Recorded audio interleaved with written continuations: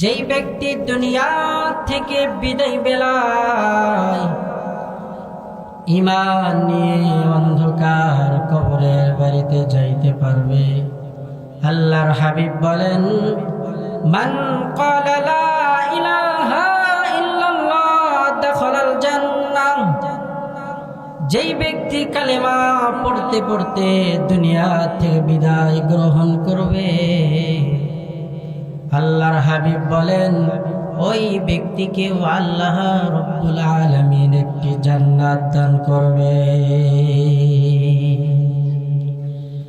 আমার ভাইরা ভালো মতো খেয়াল করেন, যেই ব্যক্তি ঈমান নিয়ে কবরের বাড়িতে যাইতে পারবে, তাকে আল্লাহ পাক রব্বুল আলামিন একটি জান্নাত দান করবেন। যেই জান্নাতটা কত বড়! আল্লাহর হাবিব সাল্লাল্লাহু আলাইহি ওয়াসাল্লাম বলেন, এই দুনিয়ার চাইতে 10 গুণ বড় হইল ওই জান্নাত।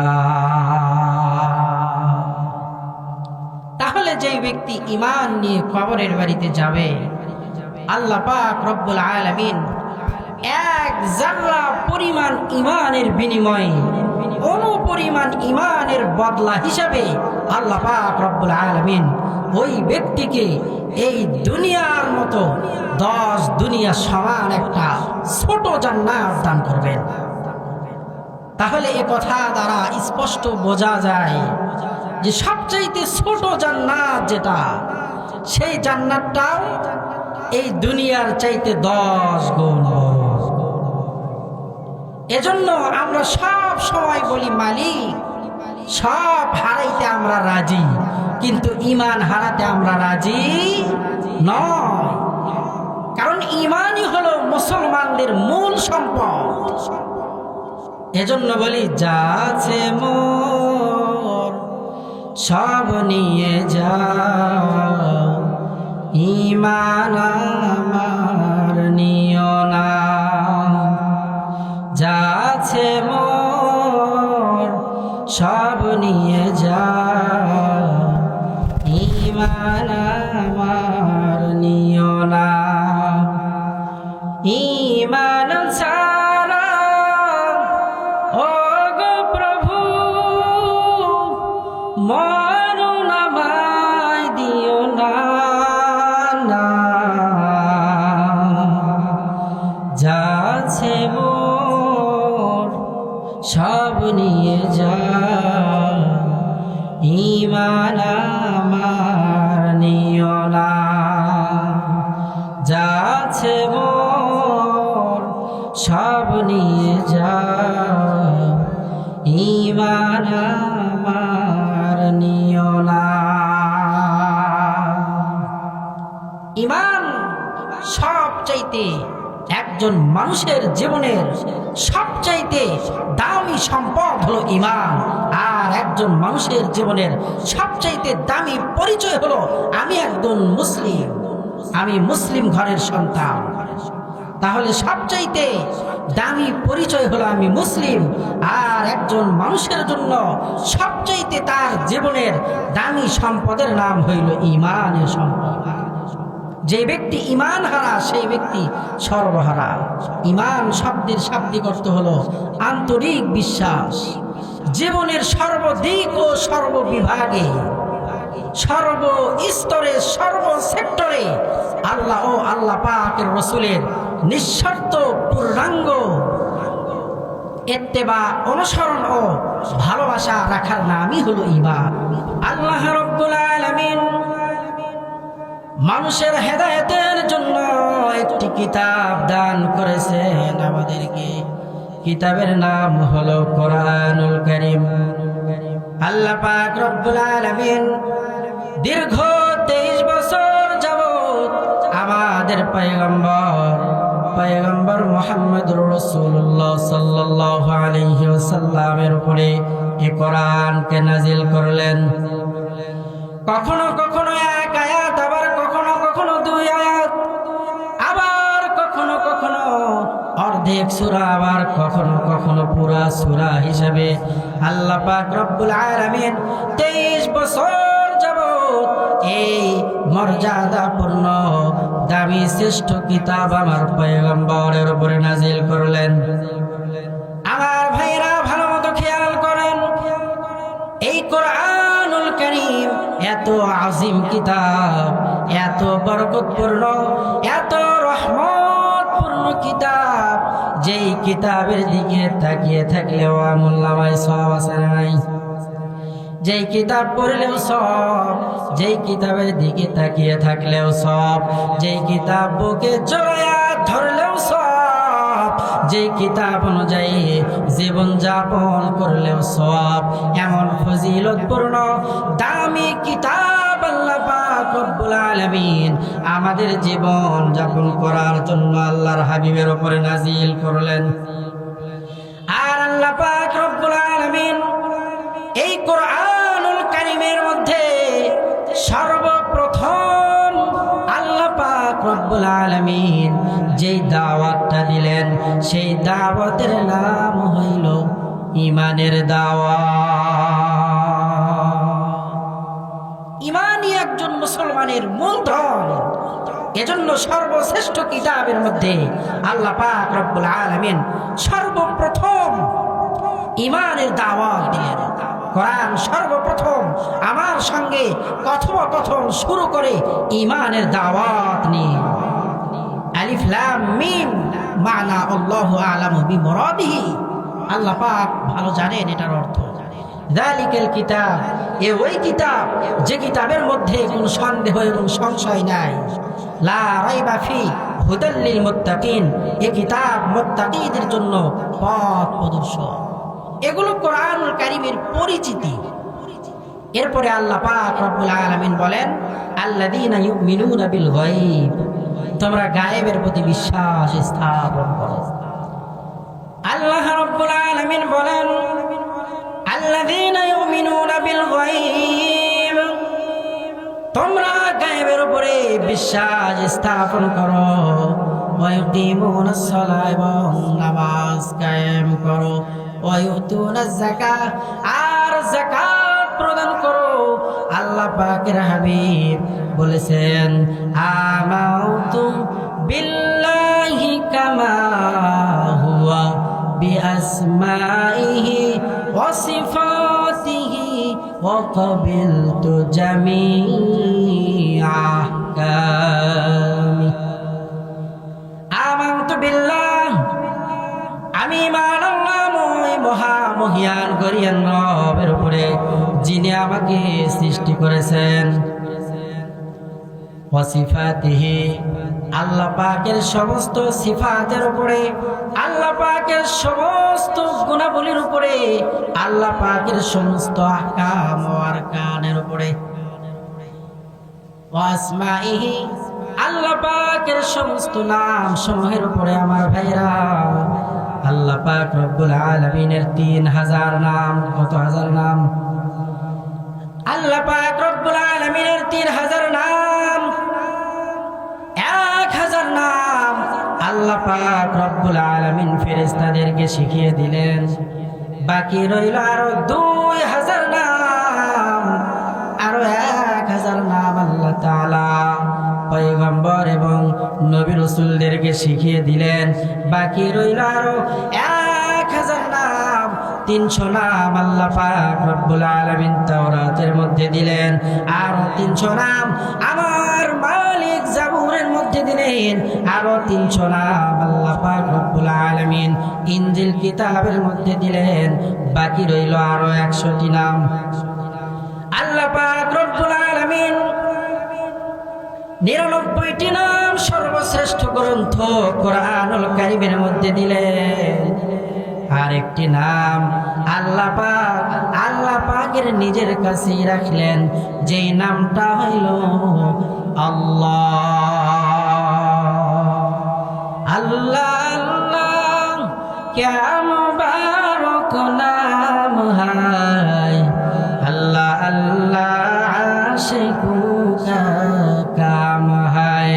আল্লাহ আল্লাহ তু মেরা মাবুদ হায়, আল্লাহ আল্লাহ তু মেরা মাশুক হায়। আল্লাহ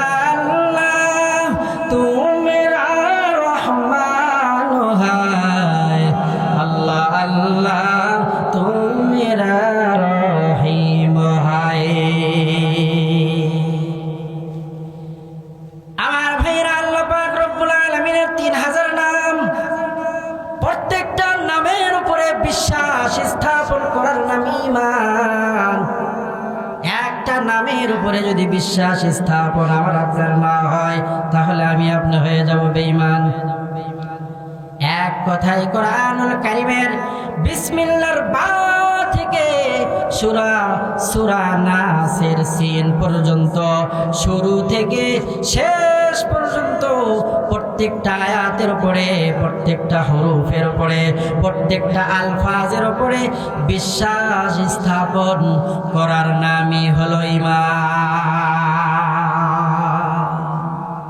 ঈমান তো সহজ জিনিস নয়। আল্লাহ পাক রব্বুল আলামিন ঈমানকে খুব দামি করে বানিয়েছেন। একজন ব্যক্তি দুনিয়া থেকে বিদায় গ্রহণ করলো, মালাকুল মউতের সামনে দাঁড়ালো, ঈমান হারা হয়ে ইন্তেকাল করলো। আল্লাহর হাবিব বলেন, ওই ব্যক্তির দুনিয়াতে যত টাকা পয়সা থাকুক না কেন, যত ধন দৌলত বাড়ি গাড়ি অট্টালিকা ব্যাংক ব্যালেন্স থাক না কেন, যদি ঈমান নিয়ে ওই ব্যক্তি দুনিয়া থেকে বিদায় গ্রহণ করতে না পারে, তাহলে ওই ব্যক্তি হইল দুনিয়ার মধ্যে সবচাইতে সর্বহারা।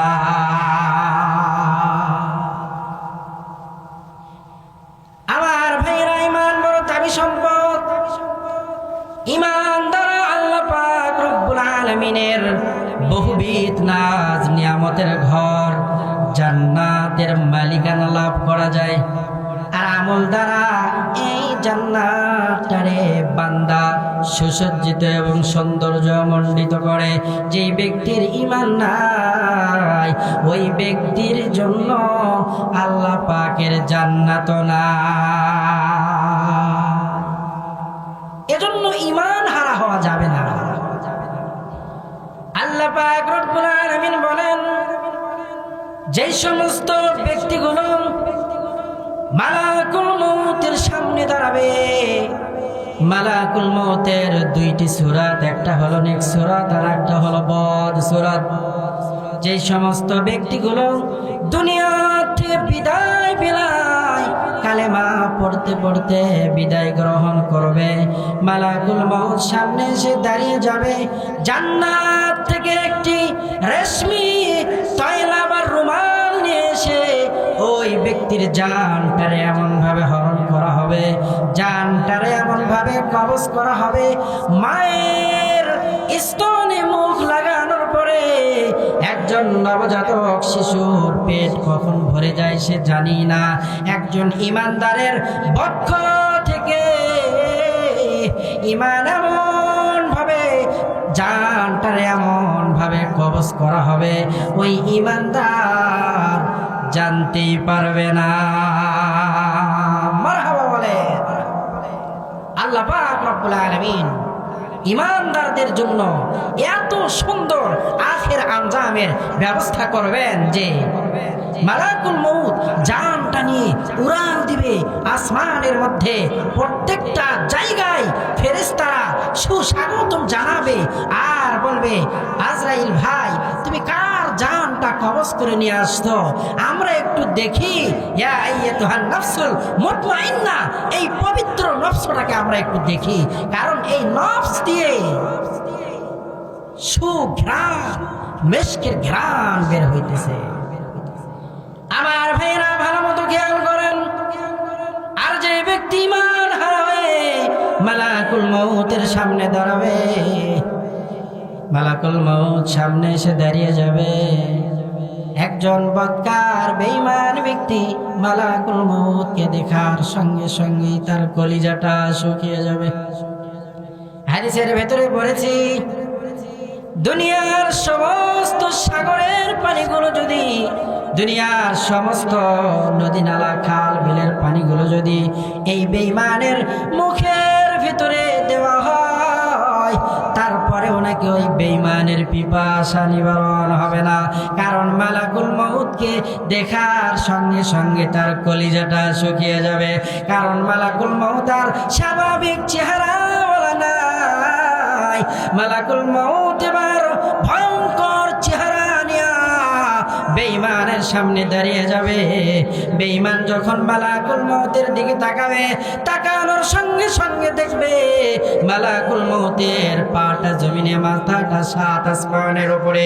মালাকুল মউতের এমন ভয়ানক চেহারা হয়ে যাবে,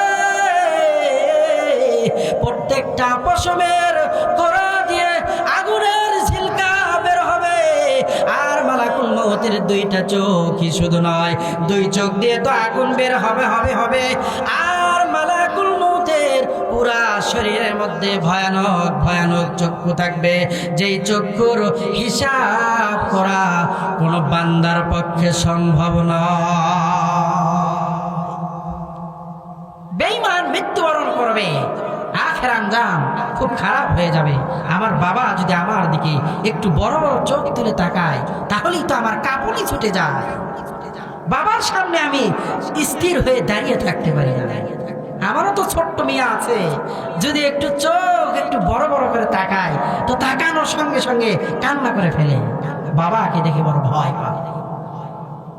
একজন বদকার মালাকুল মউতকে দেখানোর সঙ্গে সঙ্গে ওই চক্ষুগুলো দেখে খুব ভয়ে ভয়ে তার অবস্থাটা বড় খারাপ হয়ে যাবে।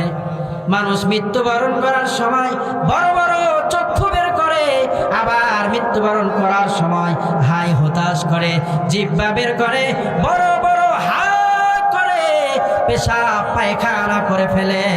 আমার ভাইরা, তাহলে আমরা তো স্পষ্ট ভাষায় বলতে চাই, ওই ব্যক্তির আখের আঞ্জাম তো ভালো হলো না। ইমানই মানুষের মূলধন। ইমান হারা হয়ে যদি দুনিয়ার থেকে বিদায় গ্রহণ করি, তাহলে তো আমি আপনি সব হারা। হ্যাঁ, আসুন আল্লাহ পাক রব্বুল আলামিন আমাদেরকে যেন ইমান সহকারে কবরের বাড়িতে যাওয়ার মতো তৌফিক দান করেন। ইমান হারা হয়ে যেন আমরা দুনিয়ার থেকে বিদায় গ্রহণ না করি। ইমানের পরীক্ষা দিয়েছে হযরত বেলাল। উমাইয়ার বাড়িতে বেলাল রাদিয়াল্লাহু তাআলা আনহুর চেহারা বড় কালো, কিন্তু অন্তরটা হলো ভালো। বেলাল রাদিয়াল্লাহু তাআলা আনহু আহাদ আহাদ আহাদ আল্লাহ পাকের নাম জপে। উমাইয়া ডাকতে বলে, বেলাল আমার বাড়িতেই থাকো, আমার বাড়িতেই কাজকর্ম করো, আমাকে না মেনে তুমি আমাদের খোদার না মেনে কোন খোদারে মানো? বেলাল সঙ্গে সঙ্গে ডাকতে বলে, বেঈমান উমাইয়া, আমি তো ওই খোদারে মানি, রব্বিস সামাওয়াতি ওয়াল আরদ। যে রব আসমান বানিয়েছেন, যেই রব জমিন বানিয়েছেন, যেই রব পুরা কায়নাতের সব কিছুকে অস্তিত্বে এনেছেন, যেই রব জান্নাত বানিয়েছেন, যেই রব জাহান্নাম বানিয়েছেন, ওই রবের আমি জিকির করি। বেলাল রাদিয়াল্লাহু তাআলা আনহুকে উমাইয়া বলে, উমাইয়া তাড়াতাড়ি ঈমান ছাড়বি, না হয় তোর অবস্থা বড় খারাপ হয়ে যাবে। বেলাল রাদিয়াল্লাহু তাআলা আনহু ডাক দিয়ে বলে, উমাইয়া রে, আমি জীবন দিতে পারি, তবে আমি বেলাল ঈমানকে কুরবানি দিতে পারি না।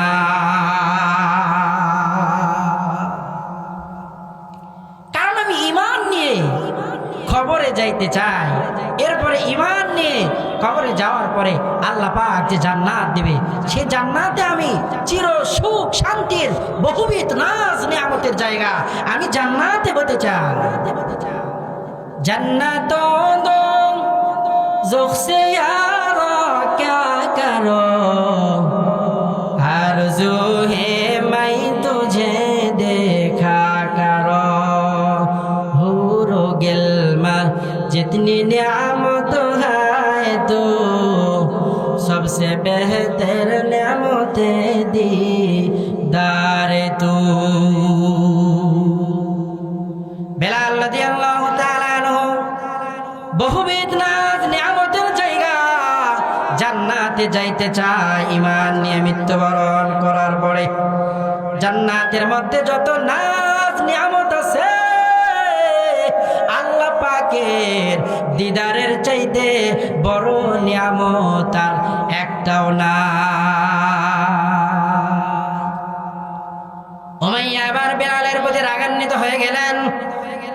বেলাল রাদিয়াল্লাহু তাআলা আনহুর নাকের ভেতরে রশি লাগাইলেন, কানের ভিতরে রশি লাগাইলেন, গলাতে রশি লাগাইয়া ওই মক্কার মরুভূমির মধ্যে উত্তপ্ত বালুর মধ্যে কিছু সংখ্যক বখাটে যুবকদের বেলালের রশি দিয়ে বলল যে তোমরা এই বেলালকে এই মরুভূমির বালুর মধ্যে টানো, সে হয়তো ঈমান ছাড়বে, না হলে এই মক্কার মরুভূমির মধ্যে বালুতেই তাকে জিন্দা দাফন করে দেওয়া হবে। বেলাল রাদিয়াল্লাহু তাআলা আনহু ডাকতে বলে, ওই উমাইয়ার ছোট্ট ছোট্ট শিশুগুলো, আমি বেলাল রে মক্কার ওই মরুভূমির মধ্যে ওই উত্তপ্ত বালুর মধ্যে যেই দিকে টানে আমি সেই দিকে যাই। একটা পর্যায়ে উত্তপ্ত গরম পাথর আমি বেলালের বক্ষের উপরে দেই, আমি বেলালের পরেও ঈমান ছাড়ি না। আমি বেলালের জিহ্বাটা বের করে উমাইয়া একটা পর্যায়ে পেরাক মারা শুরু করে। এজন্য বেলাল রাদিয়াল্লাহু তাআলা আনহু যখন আযান দেয় তখন আশহাদুর জায়গায় আশহাদু শোনা যায়। মক্কার অবস্থা এখন বড় ভালো। বহুদূর দূর থেকে মানুষগুলো আসে আল্লাহর হাবিবকে বলে, ওগো আল্লাহর হাবিব, বেলালের মতো কুৎসিত চেহারাওয়ালার মুয়াজ্জিনকে আমরা আর দেখতে চাই না। আল্লাহর হাবিব রায় দিয়ে দিলেন আর বললেন, বেলাল তুমি ফজর থেকে মসজিদ আযান দিবা না। বেলাল রাদিয়াল্লাহু তাআলা আনহু শোনার সঙ্গে সঙ্গে মসজিদের এক কর্নারে গিয়ে আল্লাহ পাককে ডাকতে বলে, ও আমার মালিক, ওই উমাইয়া আমারে ওই উত্তপ্ত বালুর মধ্যে টানছে, কয়লা দ্বারা আমার পুরা শরীরটা উত্তপ্ত কয়লা দ্বারা ক্ষত বিক্ষত করেছে, চাবুক দিয়ে আঘাত করেছে। আমি বেলালের কালো চেহারা থেকে রক্ত বের হয়ে কালো চেহারাটা একটা পর্যায়ে লাল লাল হয়েছে রে আল্লাহ। এরপরেও আপনারে আমি বেলাল ভুলি নাই। আজকে মক্কা মদিনার সুদিন, এই সুদিনে নাকি আমি মক্কা, এই সুদিনে নাকি আমি মদিনার মুয়াজ্জিন থাকতে পারবো না। আল্লাহ আপনি আমারে এত সহজে কেমনে ভুলে গেলে। আমার ভাইরা বেলাল রাদিয়াল্লাহু তাআলা আনহু সারা রাত কান্না করলেন, কান্না করে বুকটা ভিজাইলেন। ফজরের সময় কত সুন্দর কণ্ঠে আজান হয়, কিন্তু পূর্ব দিগন্তে সূর্যের আবির্ভাব ঘটে না। পুরা মক্কার মধ্যে আলোচনা সৃষ্টি হয়ে গিয়েছে, আজকে সূর্য ওঠে না কেন? আজকে তো বড় দামি ভালো সুরে ওই মদিনার মসজিদ আজান হয়েছে। আল্লাহর হাবিব চিন্তায় পড়ে গেলেন। সঙ্গে সঙ্গে জিবরিল আমিন এসে আল্লাহ পাকের হাবিবের কিনারায় দাঁড়িয়ে গেলেন আর বললেন, ওগো আল্লাহর হাবিব, আপনি বেলালকে মুয়াজ্জিনের চাকরি থেকে সরাইয়া দিতে পারেন, কিন্তু আমার রব বেলালকে মসজিদে নবমীর মুয়াজ্জিন থেকে সরায় নাই। যতক্ষণ না পর্যন্ত বেলালের ওই ভাঙ্গা ভাঙ্গা কণ্ঠে ওই আজানের আওয়াজ না হবে, আল্লাহ পাক জানিয়ে দিয়েছে কিয়ামত হয়ে যাবে। ওই পূর্ব দিগন্তে বেলাল আজান না দেওয়া পর্যন্ত আর সূর্য উদিত হবে না। আমার ভাইয়েরা, ঈমানের বড় দাম। বেলাল রাদিয়াল্লাহু তাআলা আনহু এত অত্যাচার সহ্য করেছেন, কিন্তু ঈমানকে বিক্রি করে নাই। ঈমান নিয়ে কবরে গিয়েছে। বেলাল রাদিয়াল্লাহু তাআলা আনহুর এমন পাওয়ার, আল্লাহ পাকের হাবিব যেদিন মেরাজের রজনীতে মেরাজে গেলেন, আল্লাহর হাবিব জান্নাতের বাহিরে, কিন্তু বেলাল রাদিয়াল্লাহু তাআলা আনহুর পায়ের খরমের আওয়াজ ওই জান্নাতের মধ্যে মারহাবা বলে। আল্লাহকে যে পাইতে চায়, হযরতকে ভালোবেসে, আল্লাহকে যে পাইতে চায়, আরশ কুরসি লৌহ কলম না চাহিতে পেয়েছে সে। হযরতকে ভালোবেসে আল্লাহকে যে পাইতে চায়। বেলাল রাদিয়াল্লাহু তাআলা আনহু ঈমান বিসর্জন দেয়নি।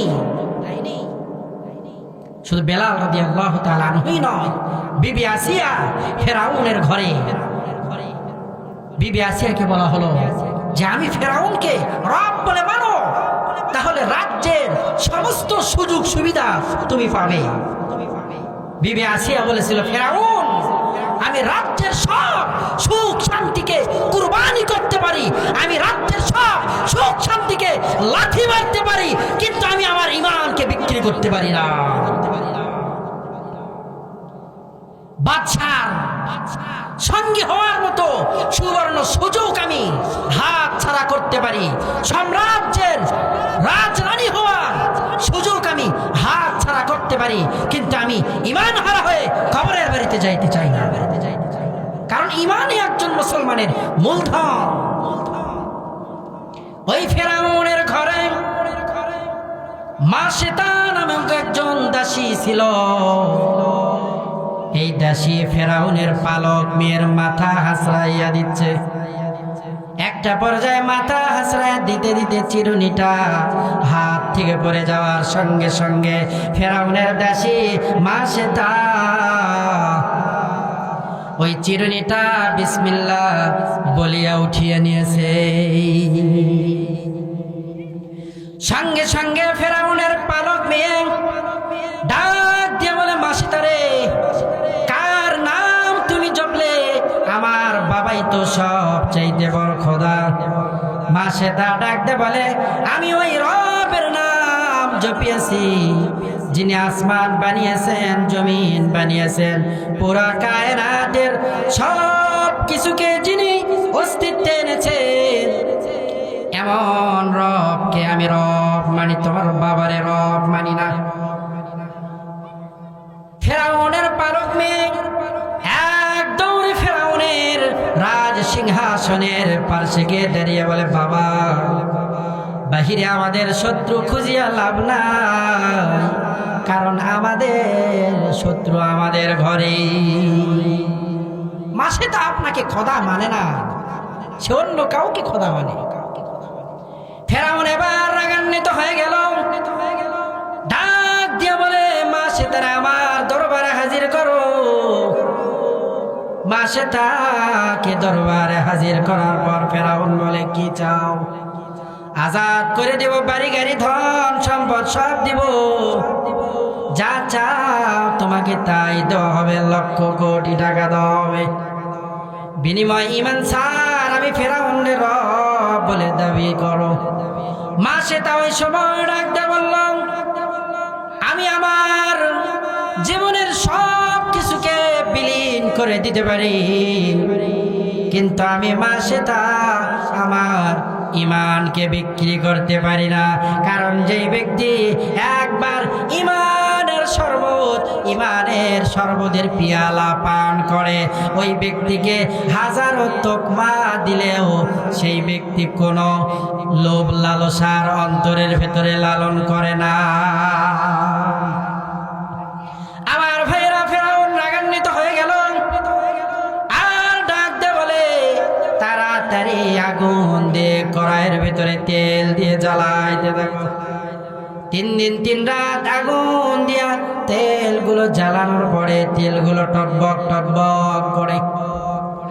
মাসে তার আগুনের মধ্যে জ্বালানোর জন্য আমার ভাইরা ভালো মতো খেয়াল করে, আগুনের মধ্যে জ্বালানোর জন্য মাছেতার এবার ওই কড়াইয়ের সম্মুখ পানে দাঁড় করিয়ে দিয়ে বলে, মাছেতা তাকিয়ে দেখ কিরকম টকবক টকবক করে তেলগুলো, এর ভেতরে ফালাইয়ে দেওয়া হবে, সঙ্গে সঙ্গে নিশ্চিহ্ন হয়ে যাবি রে মাছেতা।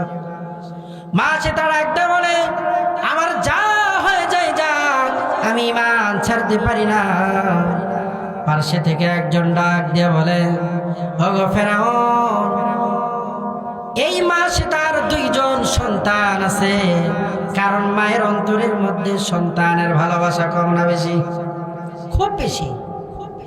সন্তানগুলোরে যদি আগুনের মধ্যে জ্বালাইতে পারে, তাহলে সন্তানের আগুনের মধ্যে জ্বালা দেখে, কড়াইয়ের ওই তেলের মধ্যে জ্বালা দেখে মা সহ্য করতে পারবে না, আপনাকে খোদা বলে মানবে। তার কথা অনুযায়ী ছোট্ট সন্তানকে ওই আগুনের উত্তপ্ত তেলের মধ্যে ছেড়ে দেওয়ার সঙ্গে সঙ্গে সন্তান ওই আগুনের কড়াইয়ের তেলের ভেতর থেকে ডাক দিয়ে বলে, আন্দারামা দরবি বুরহানে হক তাগবিনি এশরাতে খাসানে হক, আন্দারামা দরকে মানই যা খুশাম গরজে দরসু রত মিয়ানে আতশা। ও মা, ভালো করে তাকিয়ে দেখো আর তোমার ওই কান দ্বারা শ্রবণ করো। যদিও দেখো উত্তপ্ত তেল, কিন্তু উত্তপ্ত তেল না গো মা, আল্লাহ পাক এই তেলের মধ্যে আমাদের জন্য জান্নাত রেখেছে। সুবহানাল্লাহ বলে। মাছেতাকে এবার জিজ্ঞাসা করা হলো, এরপরেও কি ঈমান ছাড়বে? না, ঈমান ছাড়তে চাই না। তাহলে এবার তোমার পালা মাছেতা। মাছেতা এবার আগুনের মধ্যে জ্বলতে রাজি, কিন্তু শেষ পর্যায়ে একটা আশা ডাক দিয়ে বলে, ফেরাউন, আমাদের মা মেয়ে আমাদের এই হাড্ডিগুলো আর তেলগুলো একটা জায়গায় দাফন করে দিবে, কারণ কিয়ামতে আল্লাহ পাককে দেখাইতে চাই যে আমরা মা মেয়ে জীবন দিয়েছি, এরপরেও ঈমানকে বিক্রি করি না। আমার ভাইয়েরা, আল্লাহর হাবিব যেদিন মেরাজের রজনীতে মেরাজ করার জন্য যাইতেছেন, জিবরিল আমিন সঙ্গে আল্লাহর হাবিব খেয়াল করে দেখলেন মিশরের দিক থেকে মিশকের ঘেরান আসে। কিসের ঘেরান? মিশকের ঘেরান, সুঘেরান। আল্লাহর হাবিব বলল, জিবরাইল, এত সুন্দর ঘেরান কোথায় থেকে আসে? জিবরিল আমিন বলল, পয়গম্বর, মিশরের মধ্যে ফেরাউনের একজন দাসী ছিল, সে আর তার সন্তানগুলো দুনিয়ার মধ্যে আগুনের তেলের মধ্যে জ্বলছে, নিজেকে শেষ করে দিয়েছে, এরপরে ঈমান হারা হয়ে ইন্তেকাল করে নাই। আল্লাহর হাবিব বলে, তারা যে ঈমান নিয়ে কবরের বাড়িতে গিয়েছে, এই জন্য তাদের কবর থেকে আল্লাহ পাক রব্বুল আলামিন মিশকের ঘেরান ছুটাইতেছে। এজন্য আমরা সব হারাইতে পারি, কিন্তু ঈমান হারাতে পারি না। ঈমান যে ব্যক্তি হারা হয়ে ইন্তেকাল করবে, সেই ব্যক্তির জন্য আল্লাহ ও আল্লাহ পাকের রসুল সহ কেউ সুপারিশ করবে না। আমরা জানি যে হাফেজ সাহেবগণ জাহান্নামীদেরকে সুপারিশ করে করে জান্নাতের মধ্যে নিয়ে যাবে, জানি কি না? ওই ব্যক্তিকে নিবে যে ব্যক্তি ঈমান নিয়ে দুনিয়া থেকে বিদায় গ্রহণ করেছে। যে ব্যক্তি বেঈমান হয়ে মারা গিয়েছে, তার জন্য নবীর শাফাআত খাটবে না। হাফেজ সাহেবের শাফাআত তো দূরের কথা, যে ব্যক্তি ঈমান গ্রহণ করেছে কিন্তু জান্নাতে যাওয়ার মতো আমল নাই, তার জন্য হাফেজ সাহেব সহ, মাওলানা সাহেব সহ নবীদের সুপারিশ। এজন্য বলতেছিলাম যে কোরআনুল কারীমের বিসমিল্লাহর বা থেকে সূরা নাসের সিন পর্যন্ত প্রত্যেকটা হরফের উপরে, প্রত্যেকটা আলফাজের উপরে বিশ্বাস স্থাপন করার নামই হলো ঈমান। জীবনের সর্ব সেক্টরে আল্লাহ ও আল্লাহ পাকের রাসূলের নিঃস্বার্থ পূর্ণাঙ্গ ইত্তেবা, অনুসরণ, অনুকরণের নামই হলো ঈমান। এজন্য আমরা ঈমান হারা হয়ে দুনিয়ার থেকে বিদায় নিতে চাই না। আল্লাহ পাক যেন আমাদেরকে ঈমান নিয়ে দুনিয়ার বাড়ির থেকে বিদায় নেওয়ার মতো তৌফিক দান করে। আল্লাহ পাক রব্বুল আলামিন বলেন, ওয়ামান আরাদা যিকরি ফাইন্না লাহু মাঈশাতান যানকা ওয়া নাহশুরুহু ইয়াউমাল কিয়ামাহ। যেই সমস্ত ব্যক্তিগুলো কোরআনুল কারীম থেকে নিজেদের মুখটা ফিরিয়ে নেয়, কোরআনের বিধান থেকে নিজেদেরকে গুটিয়ে নেয়, আল্লাহ পাক রব্বুল আলামিন বলেন তাদের দুনিয়ার জীবনটা হতাশাগ্রস্ত হয়, তাদের দুনিয়ার জীবনটা সংকীর্ণ হয়ে যায়। আল্লাহ পাক আর বলেন, ওয়ানাহশুরুহু ইয়াউমাল কিয়ামাহ ক্বালা রাব্বি লিমা হাশারতানি আ'মা ওয়া ক্বাদ কুনতু বাসীরা। ওই ব্যক্তিকে আল্লাহ পাক রব্বুল আলামিন কিয়ামতের ময়দানে অন্ধ করে কিয়ামতের ময়দানে উঠাইবে। ওই ব্যক্তি তখন জবাব দেবে, ক্বালা রাব্বি লিমা হাশারতানি আ'মা ওয়া ক্বাদ কুনতু বাসীরা। ও রব, এই কিয়ামতের ময়দানে আজকের এই কঠিন দিনে আপনি আমাদেরকে কেন অন্ধ বানায়া উঠাইলেন? আল্লাহ পাক রব্বুল আলামিন বলবে, বান্দারে, দুনিয়ার জমিনে বসবাস করেছো কিন্তু কোরআন দিয়ে তোমার জীবনটা পরিচালনা করো নাই, কোরআন দিয়ে তোমরা তোমাদের সমাজটাকে পরিচালনা করো নাই, কোরআনের হুকুম দিয়ে তোমরা তোমাদের রাষ্ট্রটারে পরিচালনা করতে পারো নাই, কোরআনের বিধান থেকে তোমরা দুনিয়াতে যেভাবে তোমাদের মুখ চোখগুলো ফিরিয়ে নিয়েছিলে, মানে অন্ধের মতো থেকেছো, দেখেও না দেখার ভান করেছো।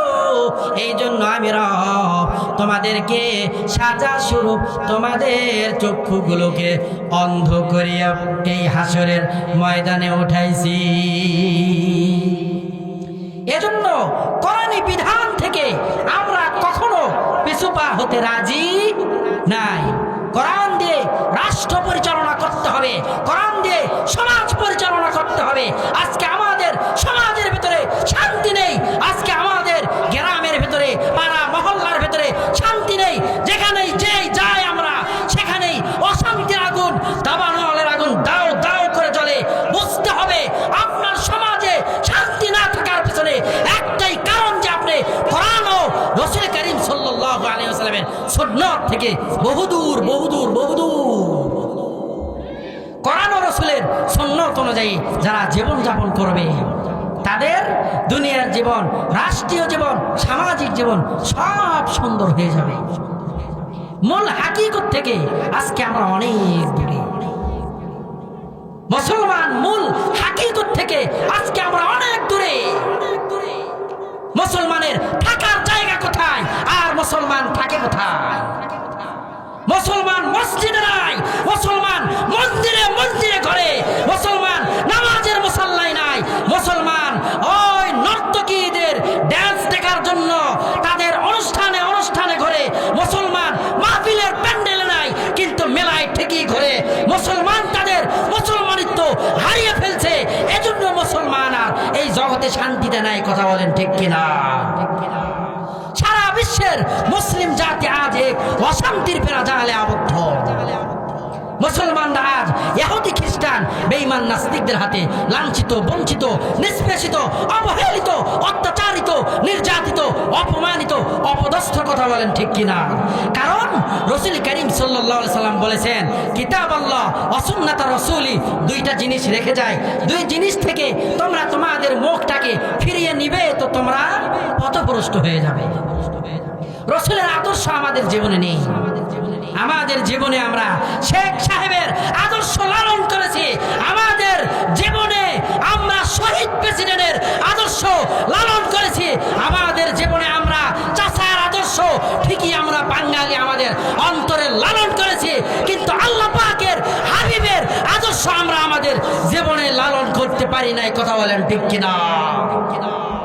কোন আদর্শের মধ্যে শান্তি নাই। শান্তি যদি থাকতো তাহলে কি ওরা 5 তারিখে পলাইতো? শান্তি যদি থাকতো তাহলে কি দীর্ঘ 15 বছর একটা দল, মনে করেন যে মুরগি যে এরকম ওই কিসের তলে থাকে, খোপার তলে থাকে, টোপার তলে থাকে, শান্তি যদি ওই শহীদ প্রেসিডেন্টের দলের ভেতরে থাকতো তাহলে গত 15 বছর টোপার তলে থাকতো না। কথা বলেন ঠিক কিনা? ধান্দাবাজি আর ধোঁকাবাজি ছাড়তে হবে। ইসলামের জন্য ময়দানে আসি থাকবো আগামী নির্বাচন পর্যন্ত, ইসলামকে ক্ষমতায় বসানোর আগ পর্যন্ত। মাঠ আমরা এতদিন ছাড়িনি, আগামীতেও ছাড়বো না। ইসলামকে পার্লামেন্টে দিয়েই ছাড়বো, সংসদে বিসমিল্লাহর আওয়াজ তুলি ছাড়বো। কথা বলেন ঠিক কিনা?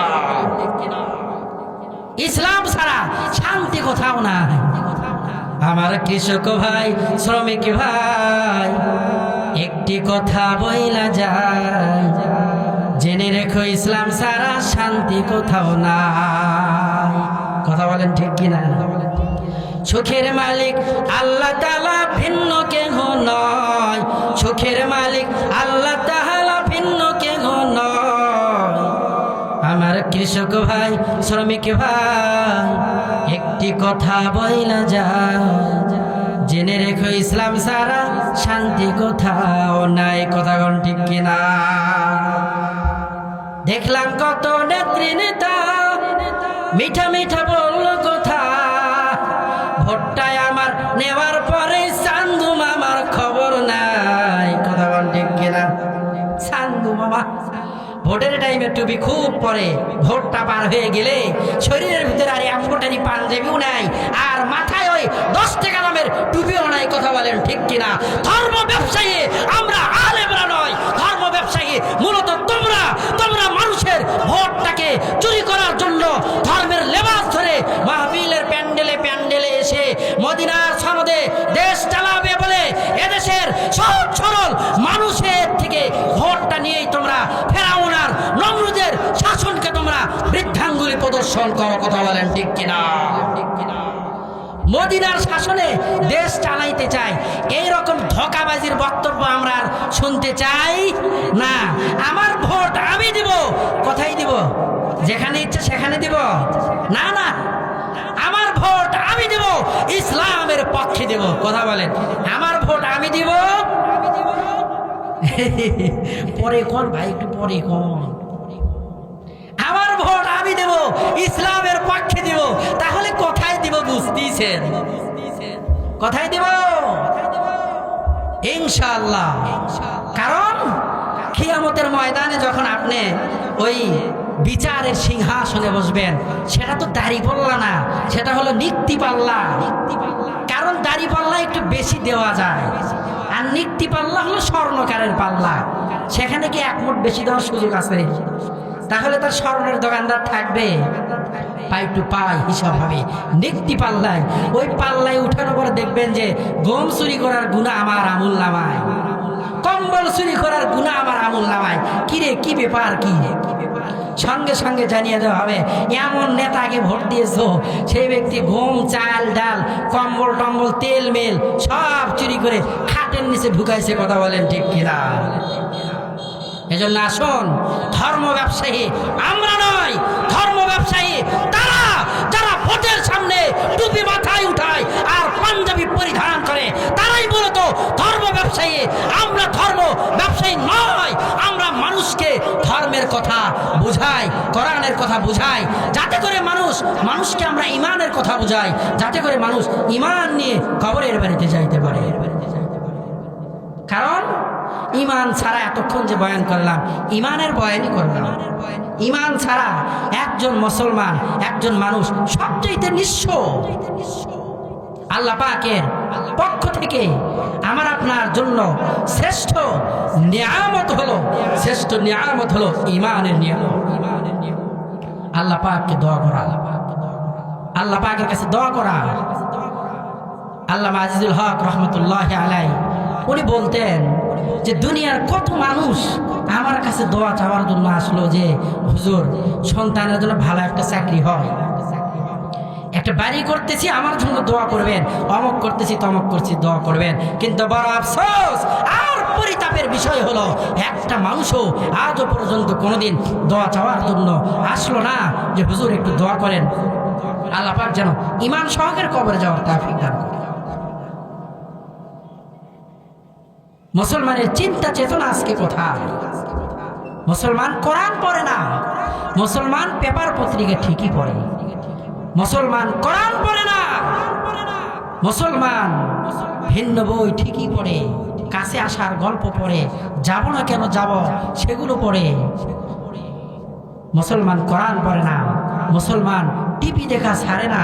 যেদিন থেকে আমার আপনার বাড়িতে টিপি নামক গজব ঢুকেছে ওই দিন থেকে তার পরের দিন থেকে আমার আপনার বাড়ির বারান্দা থেকে কোরআনের তেলাওয়াতের আওয়াজ বন্ধ হয়ে গিয়েছে। কথা বলেন ঠিক কিনা?